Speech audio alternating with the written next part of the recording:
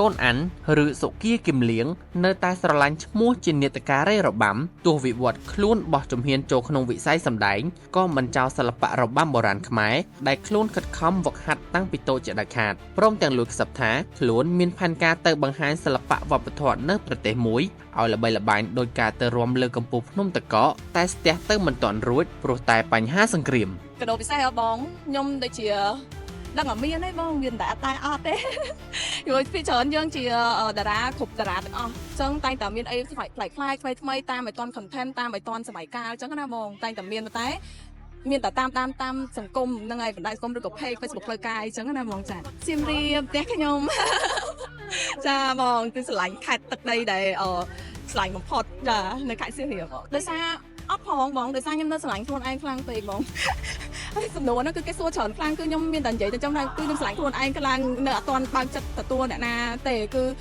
នៅជាមួយនឹងការងារដូចជាក្រុមគ្រួសារមិត្តភ័ក្តិជាពិសេសខ្លួនឯងហ្នឹងហ្មងអត់ទាន់ព្រោះដោយសារអត់ទាន់ឃើញអ្នកណាគេដែលឆ្លាញ់យើងដូចខ្លួនឯងហ្នឹងហ្មងនាដការរបាំដ៏ស្រស់សោភាសុគាគឹមលៀងឬតួអង្គព្រះថោងនៅក្នុងមហាព្រឹត្តិការណ៍ការប្រកួតកីឡា SEA Games លើកទី32ដែលកម្ពុជាធ្វើជាម្ចាស់ផ្ទះនៅដើមឆ្នាំ2025នេះកំពុងតែឡើងកូដនឹងត្រូវប៉ាន់ព្រោះស្នាដៃសម្ដែងភាពយន្តដំបូងទោះជាបច្ចុប្បន្នការងារផ្នែកសម័យរុំខ្លួនសឹងតែដកឃ្លាមិនរួចតែកូនអានដែលជាសិល្បករនីរបាំបុរាណបានអះអាងថាទោះជាបានចូលសម្ដែងភាពយន្តឬក៏បន្ថែមអាជីពថ្មីទៀតក៏មិនចោលសិល្បៈបុរាណនោះដែរព្រោះជាក្តីស្រឡាញ់របស់ខ្លួន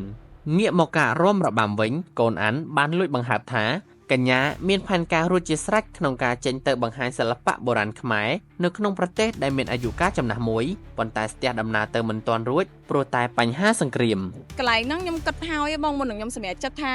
សម្ដែងរឿងហ្នឹងសម្ដែងចូលទៅអាជីពសៃកុនណាបងខ្ញុំគិតរឿងហ្នឹងហើយអ្នកខ្លះគេគិតថាចាំប៉ុន្តែខ្ញុំព្យាយាមមែនតើហ្មងគឺខ្ញុំ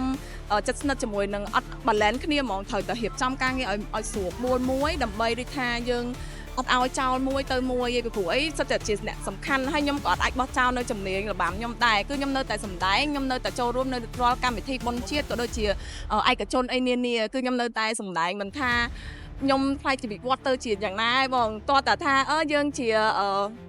គេហៅ retire ដែរចូលនិវត្តន៍ទៅអាហ្នឹងខ្ញុំសុំធ្វើជារៀមច្បងឬក៏អ្នកជំរុញពីក្រោយខ្នងបងប្អូនជាបទពិសោធន៍មួយសម្រាប់ពួកគាត់អូយនេះកាន់តែថ្មីសាឡាងជាតិណាបងឃើញទេឥឡូវភាពយន្តអស់ពីភាពយន្តមកចម្រៀងទៀតខ្ញុំអត់ដឹងថាមកគេខ្ញុំស្ទុកចិត្តថាខំប្រឹងអស់ពីសមត្ថភាពហើយក៏ដូចជាឲ្យទស្សនិកជនគាត់អ្នកដាក់ពិន្ទុឲ្យបើសិនជាខ្ញុំអាចទៅខ្ញុំទៅមួយទៀតខ្ញុំទៅថ្ងៃឡើងទៅជំហានមួយទៀតអីចឹងណាហើយមានមួយទៀតតែអត់លាក់សិននោះហើយនោះទៀតនិយាយទៅគឺច្រើនមែនតើណាបងនិយាយទៅខ្ញុំគឺខ្ញុំចូលចិត្ត challenge ខ្លួនឯងចូលចិត្តសាក់លបងខ្លួនឯងចឹងបើសិនថាធ្វើអត់ការធ្វើអីអត់ការខ្ញុំបាក់ទឹកញក់ដៃបាក់ទឹកចិត្តទេប៉ុន្តែខ្ញុំឲ្យតែខ្ញុំឲ្យបានធ្វើឲ្យហើយកុំឲ្យស្ដាយក្រោយបងចាចង់តែបងប៉ុន្តែដោយសារប្រទេសមួយហ្នឹងគឺកំពុងតែមានសង្គ្រាមដោយសារមានសង្គ្រាមណាបងហើយប្រទេសហ្នឹងគឺជាប្រវត្តិសាស្ត្រយូរលង់ដែរប៉ុន្តែខ្ញុំអត់ចង់ប្រហើបដោយសារយើងកំពុងតែនិយាយចឹងណាបងដល់ពេលចឹងក៏ខ្ញុំយកជ្រើសរើសយកប្រាសាទកោះកេរដើម្បីរួមចាដើម្បីរួមចែកម្លែកនៃវប្បធម៌យើងចាសម្បត្តិវប្បធម៌យើងអីចឹងណាបងហើយបើសិនជាមើលទៅអាច safe កាលណាសុខភាពកាលណាគឺខ្ញុំនឹងទៅសម្ដែងទស្សនវិជ្ជាផ្សេងគ្នាទៀតបងមិនមែនតែមួយ